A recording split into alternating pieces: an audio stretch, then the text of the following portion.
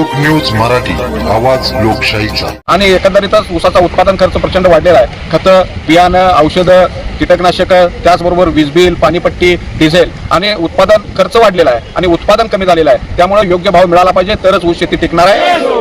एकच गट्टी ऊसाला योग्य दर मिळावा यासाठी स्वाभिमानी शेतकरी संघटनेने आज तीव्र भूमिका घेतली आहे. संघटनेचे जिल्हाध्यक्ष महेश खराडे यांनी उदगीर साखर कारखान्याला निवेदन देत प्रति टन 3751 रुपयांचा दर मिळालाच पाहिजे, अन्यथा या हंगामात कारखान्याची धुराडी पेटू देणार नाही असा इशारा दिला.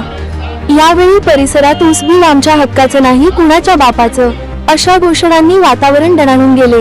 उदगीर कारखान्याचे कार्यकारी संचालक चंद्रकांत गव्हाणे यांना निवेदन देण्यात आले. महेश खराडे म्हणाले, ऊस उत्पादन खर्चात मोठी वाढ झाली. वीज, पाणीपट्टी, मजुरी, कीटकनाशके आणि डिझेलचे दर वाढले आहेत.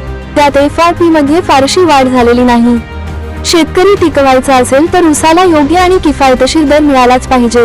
या आंदोलनात निशिकांत पोद्दार, अनिल पाटील, राजेंद्र माने, उत्तम चंदन शिवे, सुभाष पाटील, बबन सावंत यांच्यासह मोठ्या संख्येने शेतकरी उपस्थित आणि होते. एकंदरीतच ऊसाचा उत्पादन खर्च प्रचंड वाढलेला आहे.